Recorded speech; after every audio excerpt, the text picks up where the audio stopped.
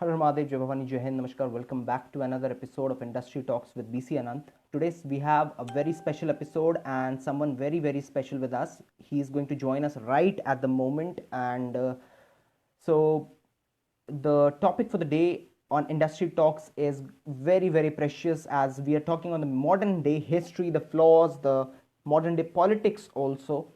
So let's wait for the guest to appear, and after that we can start in a while. Meanwhile, I wanted to give you all a disclaimer that the office of BC Anand, that is my office, will be closed from today, actually tonight, because of some technical issues. And yep, he's about to join us, Mr. Saurav Gupta from Jadhavpur University.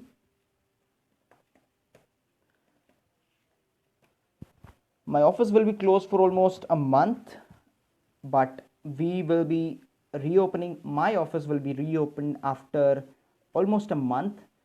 BCA will be open. The functional process and the administration will be open. If you have to contact me in between any case, you can always contact to the BCA Foundation Bharat page, official page. And in that case, it is important for all of you to also know that the second wave of COVID is supposedly coming. And I want to inform you all that you all have to be very safe, and please don't do that. What you guys are seen doing around, not all of you, some of you could be seen without mask, and that is a big trouble. So guys, don't do that. And it's a genuine request from all of you.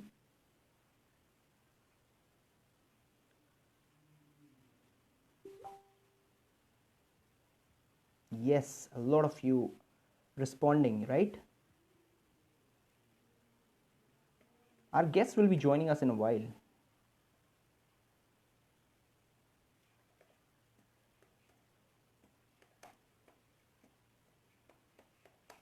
I hope you're all fine and doing good.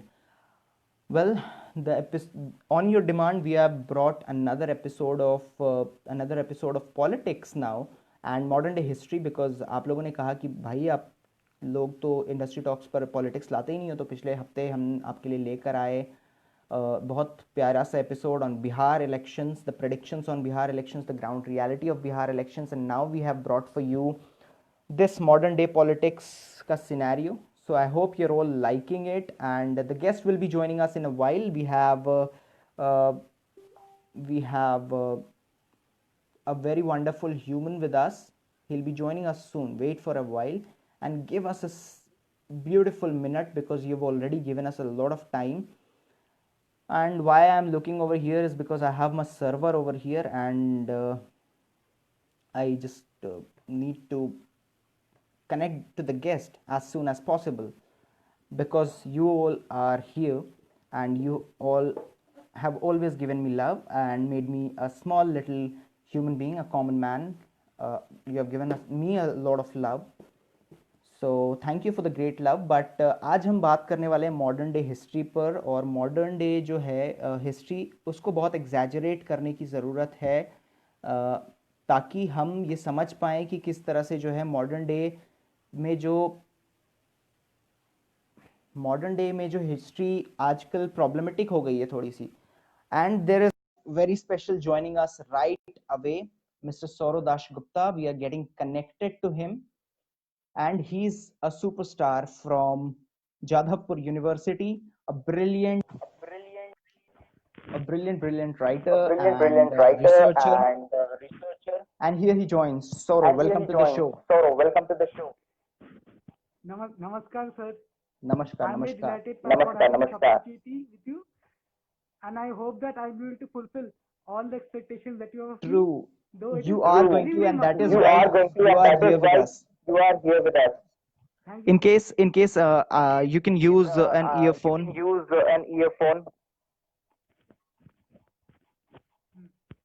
sir. I can see you. Yeah, No, I'm there's no asked. problem. Can you use an Yes, yes, earphone? no problem.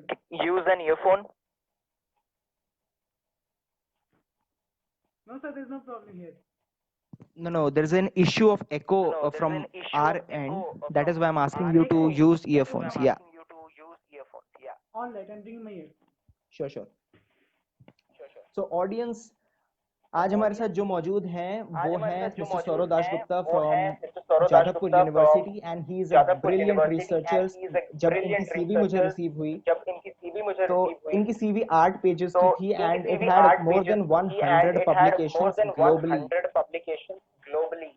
और इनकी research field बहुत hardcore है ताकि ये लोग जब लोग इनकी रिसर्चेस एंड चैप्टर्स पढ़ेंगे तो समझ पाएंगे कि actually modern day politics and modern day history क्या है.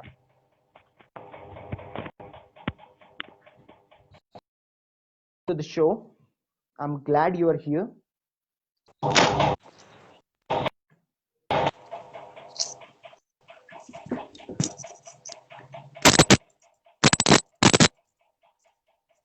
Yeah, am I audible to you now? Yes, sir, you're audible to me. Perfect. So, Saurav, welcome to the show. I'm really glad that you have joined the team of Industry Talks with VC Anant and the family of BCA Foundation as a very respected guest for us. You are a brilliant guy. When I went through your CV, it was like, ये क्या देख रहा हूँ मैं, इतनी publications, the number of publications you have, and it's actually rare because kids at youngsters are not fond of writing things, to be honest. We are so tech Yes. savvy. But can you just flip your phone? You're tilted. Yeah. Perfect. This is so good. So Saurav, let's start the beautiful conversation. Yes, We are going to have a slight insight on the modern day politics and history of modern Yes. days.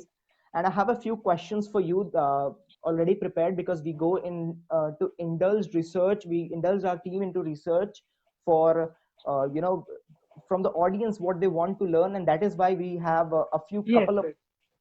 few questions for all of you. So again, welcome to the show. The first question from our side is let's start from history, right? We are the greatest Yes, sir. civilization and in fact the richest culture ever and existing culture ever. And the history books unfortunately could never find a place for the greatest in the civilization. So what went wrong and where did our history find that those wrong, found that wrong track? Now, sir, it has always been a problem with it has always been a characteristic among all colonizers, whether it is the Muslim colonizer or the Christian colonizers, that whenever they went to any country, they tried to destroy the civilization and tried to impose their own history and culture. So what happened to us that initially with the Islamic rulers also came great scholars like Amir Khusro, Khwaja Moinuddin Chishti, and many others. In fact, what they did was that they all held that Islamic aggression in India was just a myth and that the rulers had come over there from foreign lands in search of the tremendous wealth to do and to improve their country's economic conditions. In fact, this was visible in case of Muhammad of Ghazi when he just ransacked the Somnath temple and just went away. He did not plunge any further, and except for a few other temple towns of Kangra, Mathura, and other places. So what happened is that this was the legacy of the Muslims, and along with that, same was done by the Europeans. But the worst thing was happened by the Congress party itself.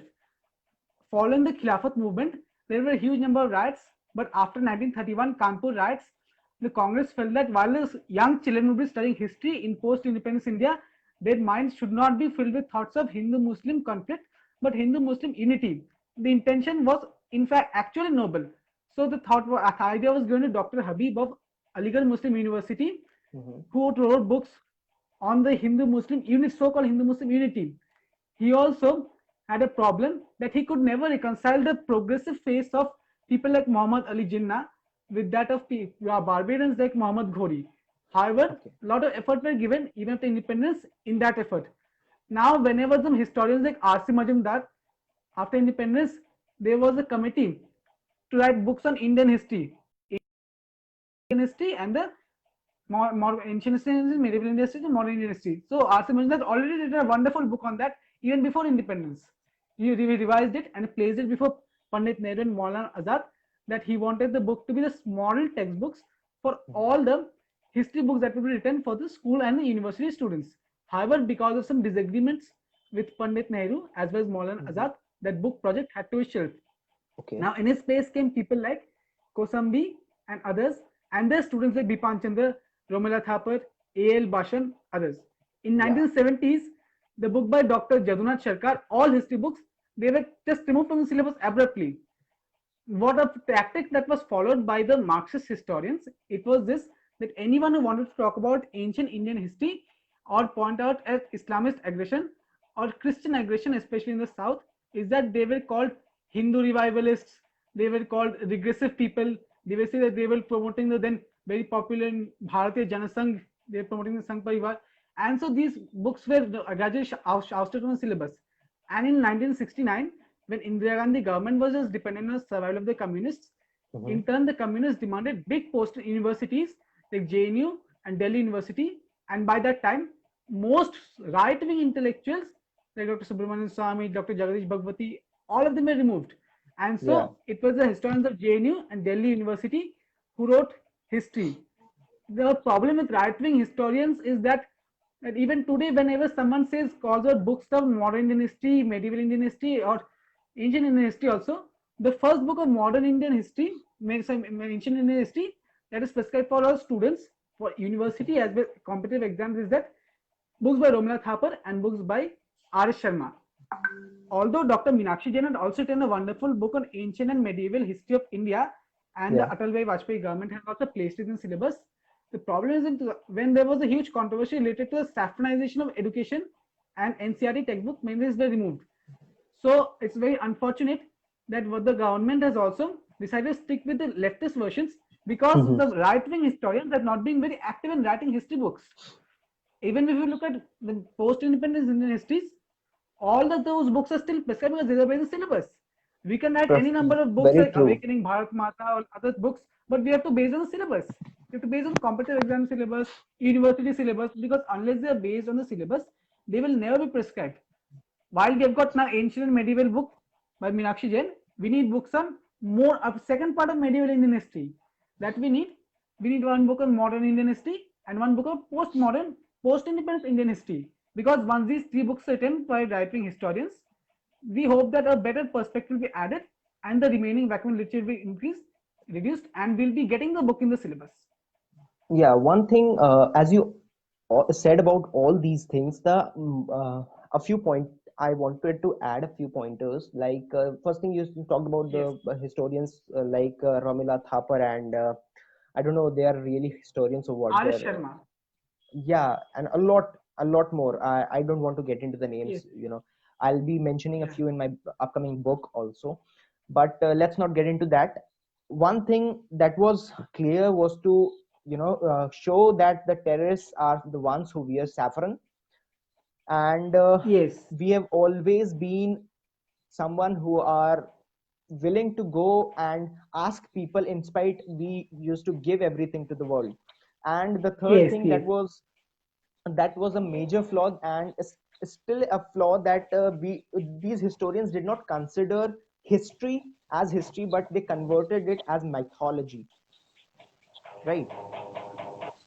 Yes, So sir. this has been a major issue because see when we talk about history, Ramayana is our history, Mahabharata is our history, all these things Yes, are sir. covered up, and the three yugas like the Satyug, the Dwapar, the Treta, all of them are vanished, and we have a small Yes, history of sir.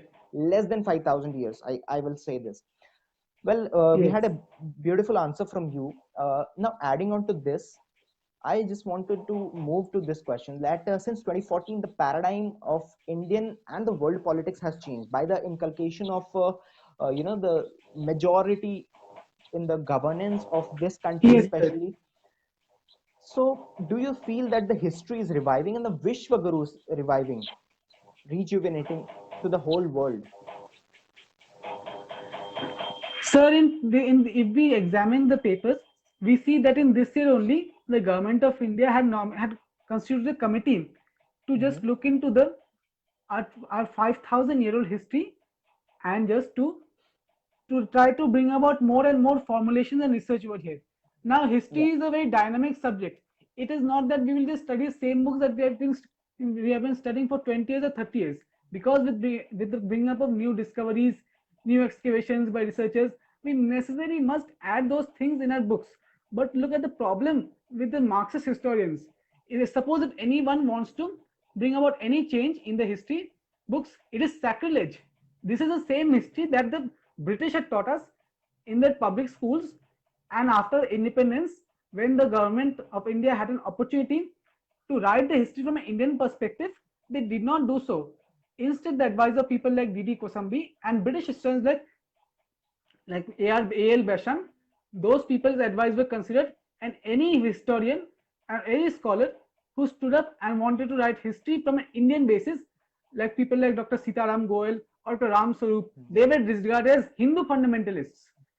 Public Yeah. press like Gita Press, Gorakhpur, all this was just ignored, and they were just called as publishers of the propaganda of Sangh Parivar, and they were totally disconnected from the literature. They were not given any space in the media. They were not given any space in the schools and universities. They were not invited for any panel discussions. Every year, the Indian History Congress would continue to pass resolutions condemning the so-called saffronization of education, on majoritarianism history, inculcation of mythology in history, and were asking all historians to take a stance against it. And naturally, because these people were extremely dominant in the field, the younger historians had no option other than to toe their line, True. because they knew that had they not toed the line, they would have been boycotted and their careers would have been destroyed.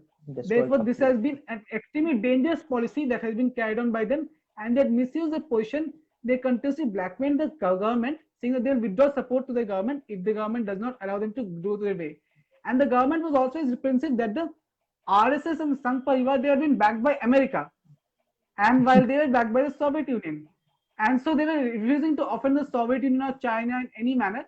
And therefore, that specific brand of journalism, that specific brand of academia, that specific brand of research was encouraged. All other research were clamped down upon. ICCR, ICHR, all this to ban only the Nehruvian brand of research, Yeah, very true. which promotes scientific temper, and what, according to them, it was scientific temper, and according to them, anything Indian was unscientific, baseless, and superstitious. Like we had also one example, so like we were saying that the Somnath temple was being reopened. K.M. Munshi and C. Rajagopal want to open it and we open it to public. On the contrary, Pandit Nehru and Maulana Azad wanted to hand it to ASI. They didn't want to be a living temple, but they said the old ritual of the past. This was the habit of all the things, and this is the Mhm. one that we can see a change has been brought about by this government. True. As you said, by this government, a few things I would add on. Like, I'm not as knowledgeable as you in history, to be very honest. But with the inculcation of new education policy, we can find this happening, and this misconception of Hindutva that later was redefined and properly defined by the Honorable Supreme Court of India, and the misconception of saffron terrorism and all has been now uh, becoming a myth. Now the reality is coming out, and the youth like you and me, and we all are educated. We have smartphones, we have smart devices, and we can now learn actually. And the young historians, as you said, they had to pull their toes out or just define their lines. Now they are getting ready for this transformation. And as initially in the second line you said that history books cannot be read for 20, 30 years, and now this change is going to happen. I personally feel this. So, sir, another problem that is plaguing the Sangh Parivar is that the Sangh Parivar is repeatedly just attracting talent from those within. It has not Mhm. usually not ignoring the people outside its own wing. For example, an extremely advantage that the leftists and the liberals they have is that they try to seek their allies all over the world. The problem with the RSS is that while they also try to bring about good quality literature, where they try to cultivate the talent only from within the ranks. For example, had you been a member of the Shakha from the young age, you'll be promoted, you'll be encouraged. However, if you are an outsider, but you are an Mhm. ally, living in some other part of the world or some other part of the country, and you want to help them. Of course, they can encourage you, but the encouragement process is much slower as compared to the leftist organizations. Leftist For example, organizations. an organization, let me tell you this, in the 1990s, after the displacement of the Kashmiri Pandits from the valley, the Indian army had to be placed in the Kashmir Valley. So what happened initially that after many failed attempts, finally Amnesty International got a chance to enter the valley. Now they Mm-hmm. started propping up all leftists of various shades, leftists, congressies, and all these people. And along with this was actually started by the Ford Foundation in the 1940s, because actually what happened is that America now designed a law during the Second World War saying that Yeah. no businessman can do business with the enemies of America. And so now, unfortunately, the Ford Motor Company had factories in Germany, Italy, and Japan, all the Axis powers. So in 1945, Henry Ford had passed away. His Mm-hmm. son Edsel Ford had passed away 2 years earlier only, and now Henry Ford's grandson, Henry Ford too, had now become the chairman of the company. So now they threatened to put him to Supreme Court, to put him to trial on Supreme Court, just as the leftists had done in 1911 with the Stanford Oil Company of Yeah. John J. Rockefeller Sr. They had divided the company substantially, and they had also reduced his power a lot. But now, because Ford was comparatively less power, he had lots of we had lots of they terrified that now they could destroy his company. As Theodore Roosevelt played a great role in trying to suppress J.P. Morgan, but he failed at last. But Ford did not have that much backing. Already, Ford were infamous of his anti-Semitic attitude, and Jews were an important portion over here. So the Ford started funding leftists all over the world because now they felt that they would not go to side of the Soviet Union. Ford would be promoting them, and so some leftists, especially in South Asia, would remain on the side of America. America. So that is how they spread to all over the world. The So problem with how the right wing in India is that we have got think tanks, but we don't have think tanks as powerful as them or with similar clout, similar pay grade. There's no incentivization. If you're an insider, you get more benefits. If you're an outsider, the benefits reach you late. no, And by that that time, you are already preferability aged. thing you are talking about, and the lack of unity. Sorry to cut you Yes, in between. And with this, can I move to the next question? of course. Sure. So, as you've defined very beautifully about the Yes, sir. difference between the right and the left, and the modern day history, the that and how these rapists have been termed as heroes in the history books, a lot of Yes, things. Now, let's move to the politics, because political science, anyways, is your core. yes, So, with yes, sir. so many democracies across the globe, since we are in the era of democracies, and we being the largest democracy, ruled by a family oriented party for more than 60 years, Yes, and sir. an unwilling approach towards everything, how do you feel that since last half a decade or more, the governance has changed and the decision making power has changed? I want this answer to be a bit brief, if you can. Yes, sir. So it happened is that we have been observing ever since the power moved to the Nehru Gandhi family in the Mm-hmm. 1960s after independence only. What happened is that whether then as well as now, the power, the strength of the Congress leaders and of Yeah. any Congress workers would depend on the loyalty and proximity to the Nehru Gandhi family. It did not matter what work they did on the ground. It did not matter whether they helped their constituents or not. As long as one was loyal to the Nehru Gandhi family, one could literally do anything in broad daylight and get Yeah. away with the crimes. And unfortunately, what has happened with the BJP was the problem is that the BJP and the BJP, the RSS, the VHP, whenever their cadres are attacked, they don't come to defend them any forward because Mm-hmm. ultimately the problem is that it is well established that most minorities don't vote for the BJP at all. So BJP at now, all. for the last few years, they have become desperate to wow the minorities. And I'm not saying that not all of them are now voting, and now the minority share on the BJP that also increased a lot.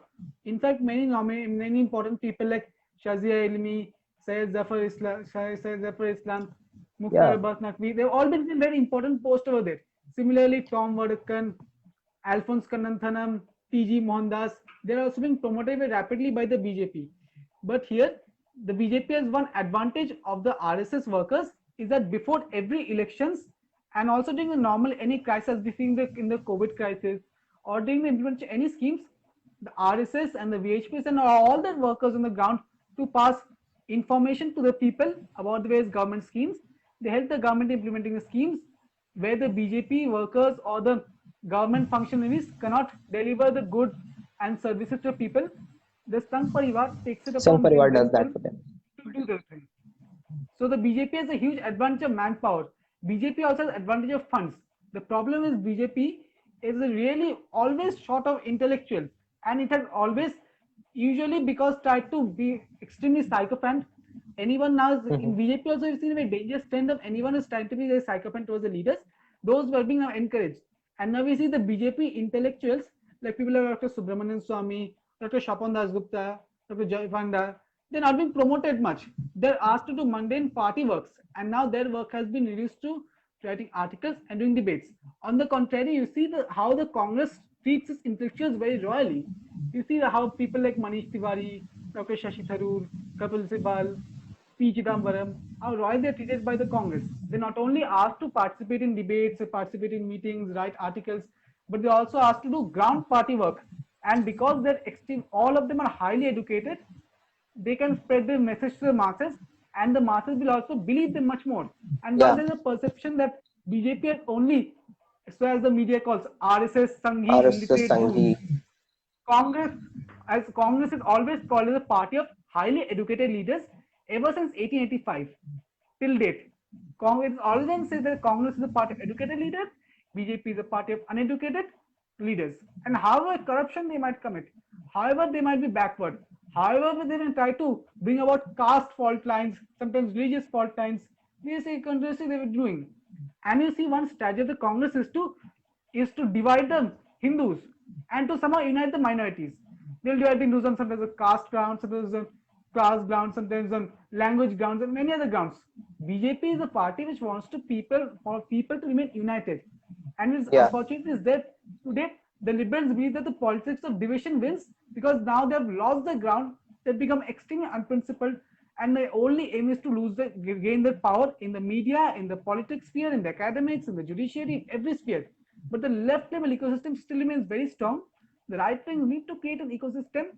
We must destroy the distinctions between the so-called traditions and also so-called trad wings, the trads, and the modern so-called writer wings. Means that we must make a distinction because whose perspective is to save the Indic civilization, and those who are just anyhow trying to make the BJP win. But the yeah, BJP shall also take a measure that it should look after its followers, and whenever the followers are asking a demand, it should try to fulfill them. Like whenever the Congress tries to fulfill its followers, Congress either fulfills them or the Congress party it tries to somehow somehow try to give them some means and to fool them. And you must always remember that Congress is a party of armchair intellectuals, as we call the Lutyens people. On the Lutyens. contrary, BJP is a party of hard-working people who work day and night, and yet they are being treated so shabbily by the media because the media, however we may have the BJP over here, however so large houses we have the media, it is still that we fall for the highly educated for foreign accent people, English educated people in the media.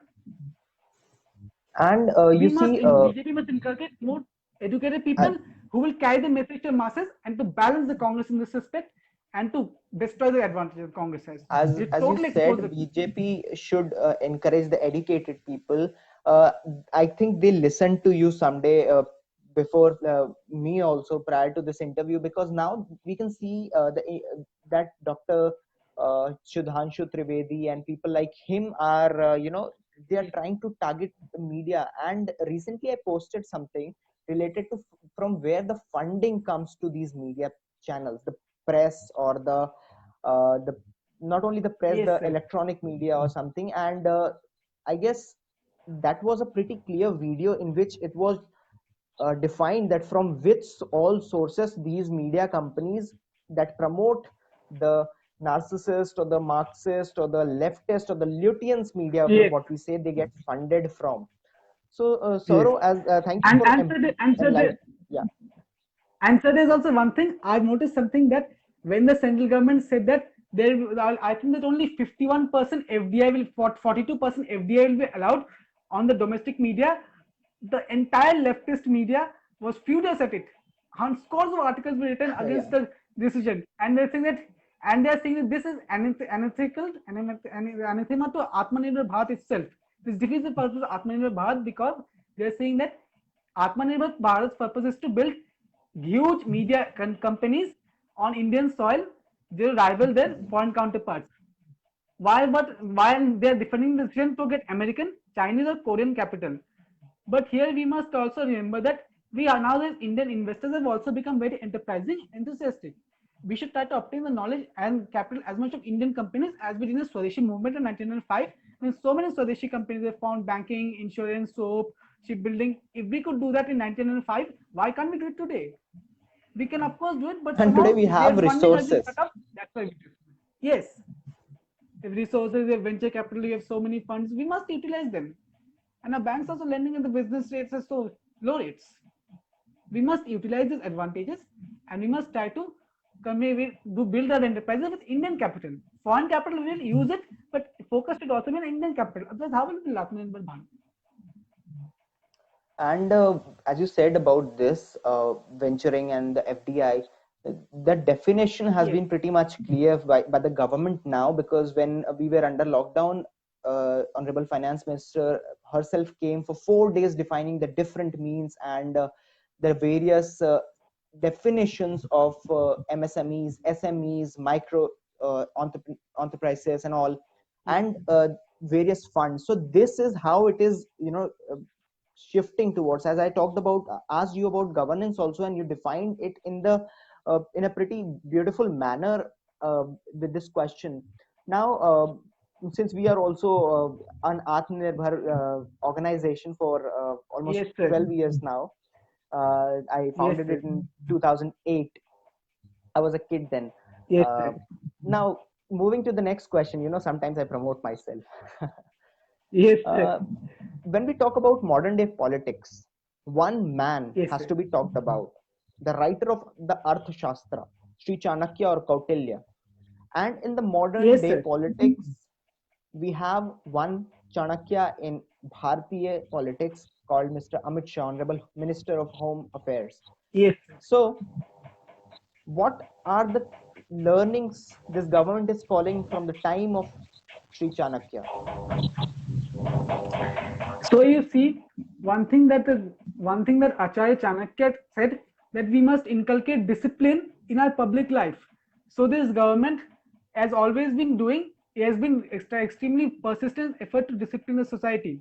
One of the advantage when Congress with very negative politics is that whenever in the universities there used to be uprisings against the government, whether against the killing of any insurgents, whether it's and sometimes the hideous is celebrating the death of innocent soldiers, celebrating death of innocent martyrs. For example, the 2010 killing in Dantewada, or the Yeah, killing of Uri, where they got killed, the Pathankot attack. Most of the attacks surgical are not strike. condemned by the leftist universities and colleges, and they were promoted. Indeed, as they said, they were debating whether Afzal Guru was whether the killing was right or not. Now, who are they to discuss it? Of course, some question may rise that in a law university or law course, if it is discussed as a part of academic presentation, it is all right. But coming on the public streets, raising incendiary slogans, defending people like Afzal Guru, here's something that no democracy will tolerate. You just tell me name of any one state in America. Now then what happened is that then American ambassador during the JNU crisis, Ambassador Richard Verma said that we must tolerate dissent. So here, but he did not say one thing, that if anyone ever says praises Osama bin Laden in America, Zawahiri in America, they will immediately be deported to Guantanamo Bay in less than half an hour. Yeah. In America, there is no or any university who can ever call for the secession of New York or California, however bad their countries may be, however bad their governments may be right now. People are literally fleeing California because of the government's appeasement policies for just the sake of the votes over there. The Democratic Party has been in power for a long time and they've built havoc over there. So here, this is True. something that we must remember from Chanakya. And Chanakya said that in order to tackle corruption, we must ensure that the officers should be transferred from one place to another. But here, whenever officers are transferred from any post to another, the media immediately starts shouting that perhaps these people wanted to organize the party politics of their policies or try to stop their illegal funding, and that's why they have been transferred. In fact, they should be transferred regularly in order to check corruption. Besides, we must Right. also remember something that Chanakya said that we must regulate the prices of the various commodities. Now we have seen that when the people are saying that now there is rapid inflation, but we must remember that when the Congress was in power, there was more than in the years 2012, 2013, prices were so high that the government literally had to enter and set up fair price shops. High, there was so many taxes, there was VAT and other taxes also. Here now all the taxes have been now cut down and we've got a simple clear structure of GST. Now here, for example, a few days ago there was a conference in Australia when the people are saying that they will have to pay the funds, they pay the registration fee along with GST. Now GST is not an Indian practice alone. It is there in Canada, it is in Australia, it is in America, it is in different parts of European continent. And yet people try to say that the GST was incorrect. Of course, it initially caused a little bit damage, but now today there is a news report that the government has been able to collect rupees 1.6 lakh crore rupees from GST Yes. collection, and now all the critics have gone silent because it has given an enormous boost to treasury. Every time earlier the opposition would say that the people, we don't have treasury, we have the treasury, And why are this you this burning the is exchequer, something all that this the money? media did not cover as Yes, this amount. And this the opposition right now has forgotten that they initially yes, wanted to bring in the GST. yes, sir. Now the opposition has also been criticizing things like the farm bills. In fact, Chanakya also said that the society must care for the sick people, the infirm, the farmers, women, children. In fact, this government has brought about a slew of schemes for all these sections. People have not come to know these schemes because the media has not highlighted them at all. And the media organizations that are highlighting these things, they are claiming fake news. But to say they are not spreading fake news, they have been quoting from the government and they have been quoting from the data from the ministry also, but still they're calling fake news. Now you see, for example, look at the farm bill, they've been repeatedly saying that the capitalists will be able to acquire the land throughout the farmers. But Pepsi has been collaborating with Punjab farmers for a long period of time. When they collect potatoes from the farmers, and along with that, they prepare lays and chips out of it. And the farmers also get a share here. Along with it, Chanakya also said that we must try to build up a defenses. In 2004, in 2013-14, Mr. A. Anthony was the defense minister. He said that because of lack of funds, we could not modernize our border as compared to It's on China. record in the Nowadays, we have parliament. to. Yes, he said that. He said that. So now we have now modernized the borders with China, and now in the aftermath of the Galwan Valley clashes, now it is in October, and the snow has also fallen down. Now Indian army has also been permanently stationed over there. They are now bedded there for the winter because we don't know when the Chinese may attack even in the winter, and so they're all time ready. And here, one of the main problems is this: during the 1960s South China, the Sino-Indian War, is that Krishna Menon wanted the Indian army to focus just on Pakistan. He said, no, Hindi Chini Bhai Bhai is the one that we have to follow. How can China attack us? Now, today, the communists might be talking a lot that Modi has failed to defend us. But when the Chinese attacked us, that time, Jyoti Basu said, I hear that there's a war in the Himalayas. But isn't it true that socialist countries don't attack? Today, they are talking us that we can't preserve the integrity of the country. However, when the Constitution Assembly was preparing the Constitution, they said that the Constitution of India is a charter of slavery. We have not this. They raised slogans like "Ye azadi jhuti hai," and they also said that the people who were preparing the Constituent Assembly, they were just calling them as brown sahibs. They say that the people are just power just passed from the British to the Indians, and this is the constitution thinking. 2,300 years ago, when Chanakya was also discussing constitution, and he was saying that if there's a clash between the religious laws and the constitution laws will prevail. And here, there was no other discussion anywhere in the world on the constitution. And that time, he was far-sighted enough to check this. And today, when we're trying to implement the basic constitutional provisions of having uniform civil code, that time the opposition is up in arms against the government, because they know that if the government eliminates separate religious laws, which goes on mind of Chanakya also, to give primacy of the constitution over a religion, there is now opposition is now say as having problem, because now their vote buying tactics, their vote bank politics will now be substantially reduced, this because now religion all jati wala religious laws vote jisse na, will be abolished. Yes, exactly Congress has always tried on caste politics, and every time they have been trying to funnel the caste disputes. For example, see, in 2010 there were the Gujar disputes. 2010, 2010 again, Rajasthan there was a Congress government. Haryana there was also the Congress government. Congress government could only have reduced, we have claimed to, they could have ended the violence. You see, but the Congress government did not do anything. Allowed it to fester because the elections were coming in some other states. They thought that if they could make the jatis fight among themselves, people would be able to be voting for them. They would be adding the negative perception to the BJP. Chanakya said that if we just continue to fight among ourselves, we'll never be able to create Akhanda Bharat. And one of the things is Congress party, other parties have always been against it. It was people like Sardar Patel and VP Menon who, in the capacity of the Minister of Home Minister, Minister of the Princess State, and Menon as the Secretary of the Princess State Department, and also the first Home Secretary, that together they united all the 565 Princess States of India. It is in the absence of this that we could never create an Akhanda Bharat. If we lost the sacred land, we lost Pakistan, we lost East Pakistan, West Pakistan, Bangladesh. You see, we had the opportunity when Nepal wanted to be the part of Bharat, yes. The Tibetans wanted to be the part of Balochistan Bharat. wanted to be part of Bharat, but Nehru refused to give them permission. Yes, exactly. And then, yeah, please. Sri Lanka could be made a single part. What happened is that when Vijayalakshmi Pandit told Stalin that this is Sri Lanka, and he said that, is that a part of India? He said, no, that is a separate island. And said that why? Why is it not a part of India? Sri Lanka, we could easily have got Sri Lanka made a part of India. They were also willing to, because there is a huge portion of Tamil. And they said there was a strong portion over there before the Sri Lankan Civil War. They were dominant post, and if we wanted, we could have Sri Lanka also acceded, and it could have been a part of Tamil Nadu, or we could have a separate Sri Lanka province.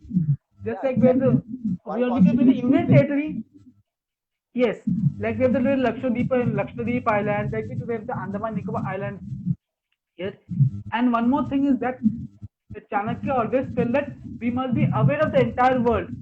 So what Congress did is that they fragmented us so much that we were not thinking even outside our own jatis. We forgot to think outside our own jatis. A maximum we could think of our own cities, own towns, or own villages. Now the state, the nation did not matter to us. And our foreign affairs was not totally out of our reach. And yet it was just a discipline that was still confined to the elite. Congress made no effort to spread the knowledge among the people. Here, what BJP has done, it has created huge digital libraries, not only on the website, but also everywhere. Again, goes to Chanakya's point of spreading knowledge among the people and making them empowered. So here we can say that the central government and the BJP in particular has been following the knowledge of Chanakya from a very long time. Congress has not been following Akhanda Bharat just for the sake of the political power. Just for the greed. The greed has only destroyed them. Had Mahatma Gandhi been alive, he was invited to go to Pakistan, and we thought that he could have, most probably he could also be reunited Pakistan and India. It was because of his tragic assassination under very unfortunate circumstances that we got lost of opportunity. Because he had power, he went to Noakhali and they restored peace. So had he gone there to Pakistan, who knows, he might have even got Pakistan reunited with India. And would also solve the Kashmir dispute also peacefully, and we would have been a strong power able to jointly face China, and we would not have a string of pearls around us. This is another thing why the Congress party did not follow the Chanakya thing. And All party which what want you to said. follow, they will destroy. See, what all you said yesterday. I was having a beautiful meeting with some of my very senior or colleagues of mine, and they were talking about this. Now, I wanted to know a bit about the elections, but since we are running a bit short of time, I would Yes, go ahead and move to a very important question about France. yes, sir. Actually, yesterday we saw Honorable Prime Minister wearing a French hat, and he was not only uh, Yes, roaring like a lion but was giving a silent message. So with this I relate one question related to France to you, that recently what happened in France, it's one of the most powerful democracies but supported by one and only one nation, that is Bharat at this point of time. So how do you think that is this particular message is going to impact the relationship? I want a small but beautiful answer from you as you have been to those places. yes, sir. Yeah. Sir, so we must understand that historically, France and India have always shared very interesting ties. Even during the Nehruvian era, while we were more or less still to the Soviet Union, we always had France on the side of every mishap that we faced. And so now, you remember that even in 1998, after Operation Pokhran 2, what happened is that most countries of the world imposed sanctions on us. Only France and Russia were supporting us at that time.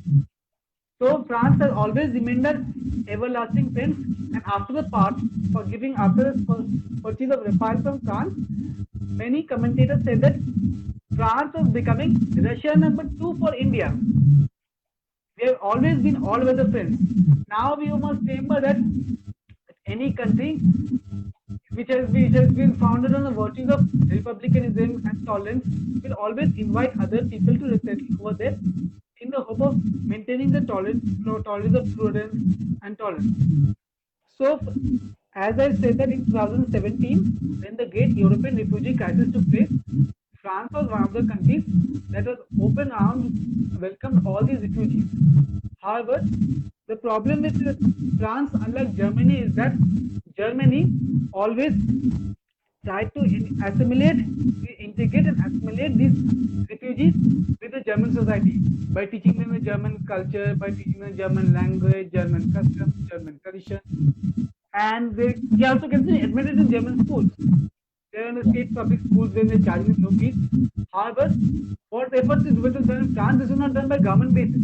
This was done on a private basis by the volunteers. And in France, you have a rule that usually French model secularism is such that you can't wear your religious crosses or the tilak or the Islamic skull cap or anything in public view. They want the complete separation of church from the state. This had caused resentment among some people. And besides, the Parisians are very fond of luxury. In 2015, when we heard that when they mocked the prophet, you see what happened in Charlie Hebdo. Now, most of the French magazines have always been very critical of any concern that goes against their virtues of tolerance, their virtues of luxury, their virtues of leisure, and they've gone often very badly against any religion, culture. This goes against them. Naturally, this angered many people, and the unfortunate behavior of the teachers. Now, what France is doing, it is trying its best to reintegrate the Muslims back into the structure and the part of society.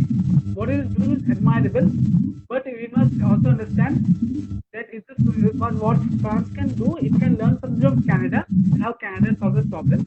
It is just that Canada now allows people to practice the religious customs openly, just like in India. So now I feel that if France now allows the people to have the religious customs in the open without any fear or any favor, then their problems will be reduced to a great extent. Very rightly said, Saurav. And see, there is a beautiful support from the side of Indian government also. And recently, I wrote a few posts related to I with the hashtag I support France, and I saw the backlash from Pakistan, Bangladesh, and countries like Kenya. You won't believe. Though we stand firmly with France, and French is one language I have been speaking prominently. One of the languages I know, at least the basic. Uh, with Yes, sir.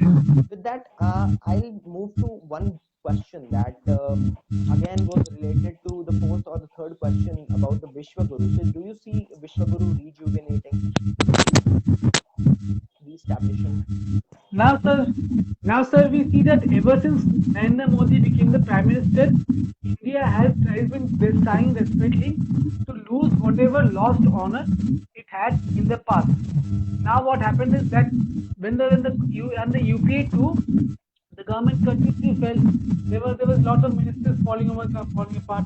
There was a lot of corruption, and our perception of the system has been reduced greatly in either the foreign media and either the foreign countries, where the US diplomatic crisis with America, and where there's a problem. Now you see that because we have a strong, stable government, we have been able to deal with these problems, tackle with the problems, and pursue the foreign media.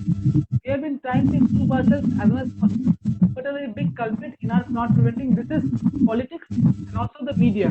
Because you see, wherever international media has been repeatedly very India, particularly they are very anxious, scared, and shocked to see the sudden rise of India after a long period of stupor. And a time when the Indians are once again rejuvenating their strength, their Shakti, and they are getting up. This is something that's unacceptable to the West. And however we said America is a friend, the American Republican Party may be a friend. UK Conservative Party can also be a friend. Unfortunately, the US Republican Party, UK Labour Party, and Indian National Congress all are parts of the same side of the same coin. Right.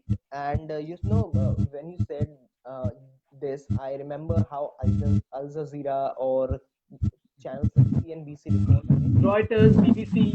Yeah, exactly. BBC Hindi. I mean, they've always had a propaganda, though.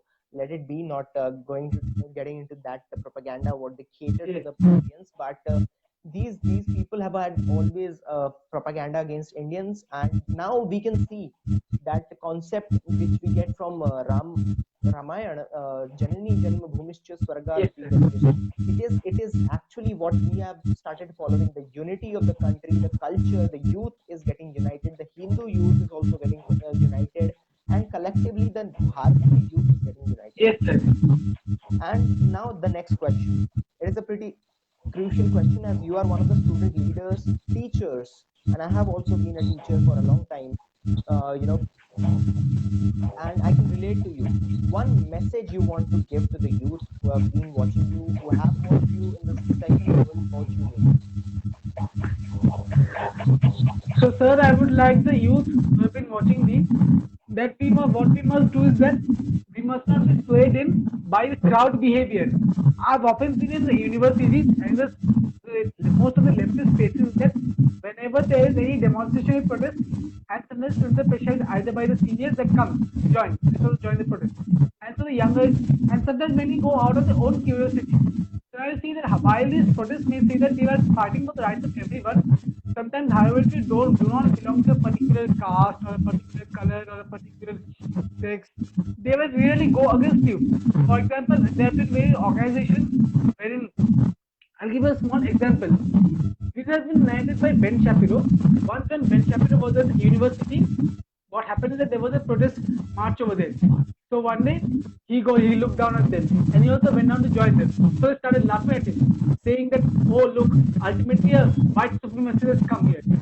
So according in India also, if anyone who does not agree with the left tries to join the protest or who tries to help them, again he is very saying like, look, Hindutvadi, Hindu supremacist, Brahmin supremacist, and all these things just keep on happening. It is simply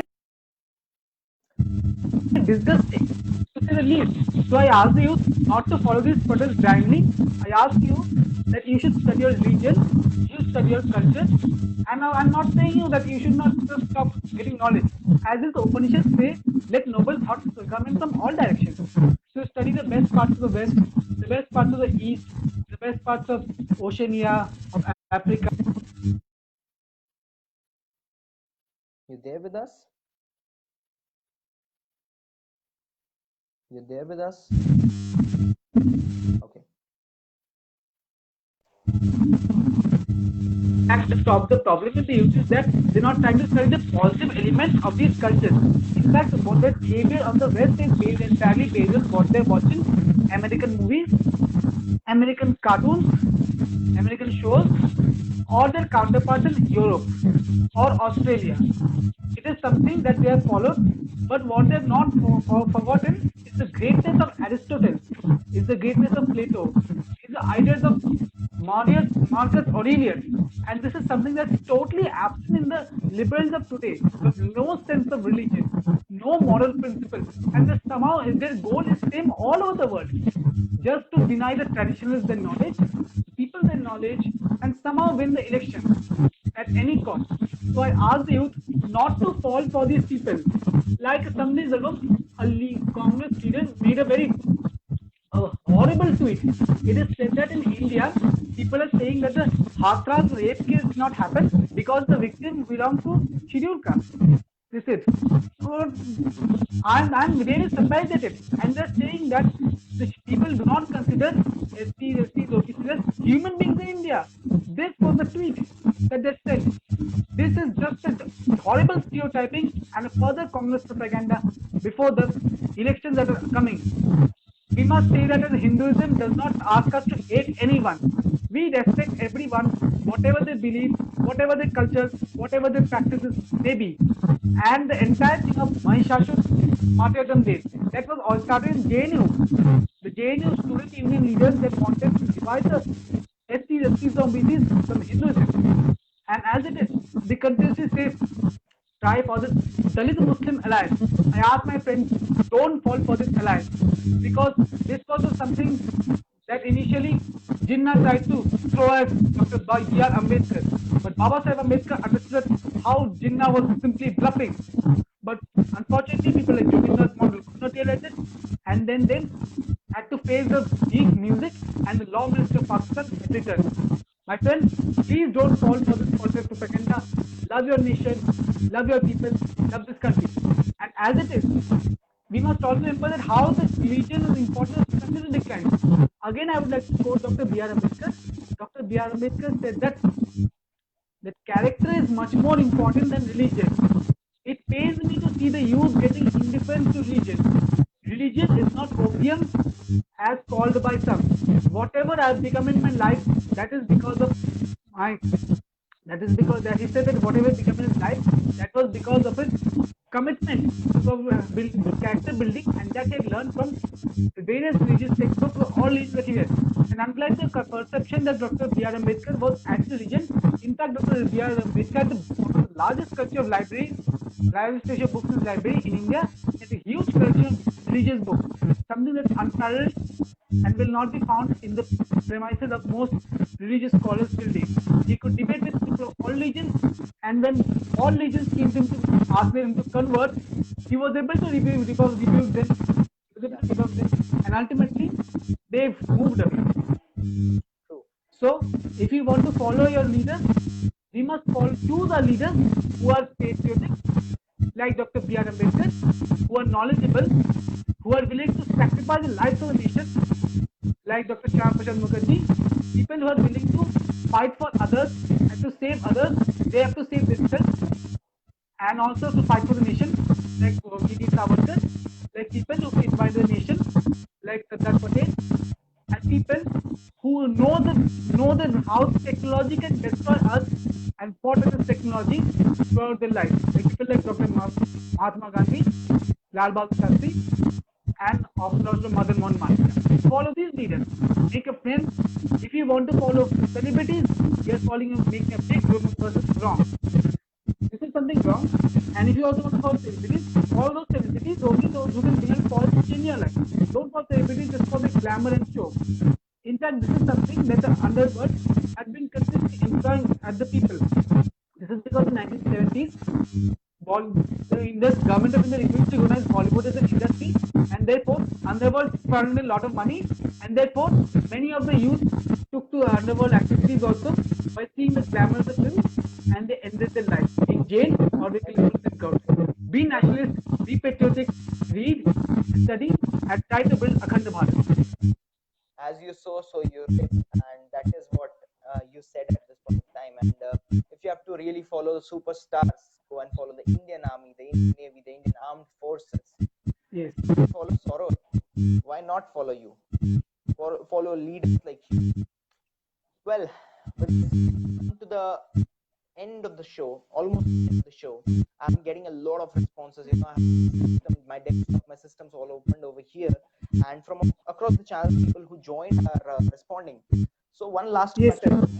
It's a pretty mean, it sound mean, but how do you feel here to be on Industry Talks with DC and Facebook and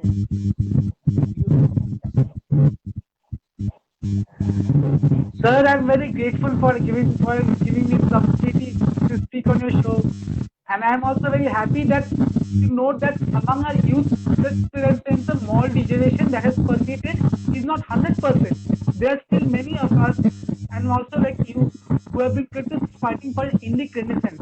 You must understand that following the film stars or following the Okay, Saurav, we have lost you in between, I guess. we must follow them, understand them, but best of all, we have to preserve our culture and we have to preserve our tradition, taking in the best from all directions. Thank you, sir.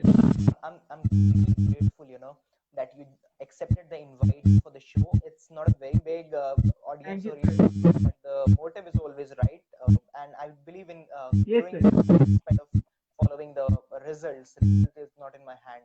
The motive is, and it will manifest. Thank you very much for joining the show. And you know, this 1 hour, almost 1 hour, 1 minute, what we have discussed about the modern politics and modern history, and relating them to the ancient Indian Bharatiya history, the Indic history, is a crucial element that has really impacted a lot of new things that I was unaware of, and I'll definitely go and work on.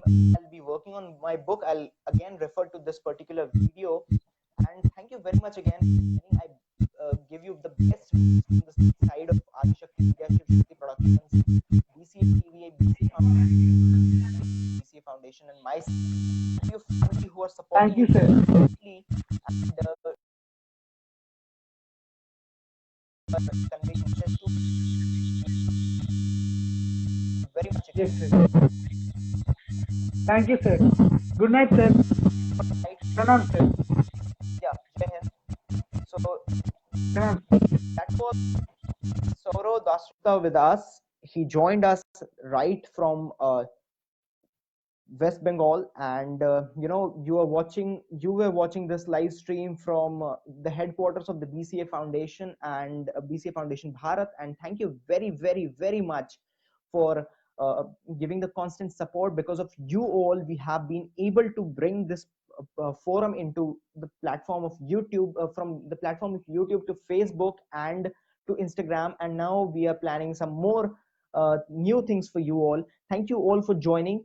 My best wishes always for you from the side of Shiv Shakti Production, Adi Shakti Media, BCA TV, BCA Foundation, and the family of BCA Foundation. I call it a close, and we'll meet after some time soon with a new guest, with a new youth, or with a new expert who will help us build the Akhand Bharat. Till then, Har Har Mahadev, Jai Bhavani, Jai Hind, Namaskar. Signing out with a great, great smile and lots of blessing to all of you.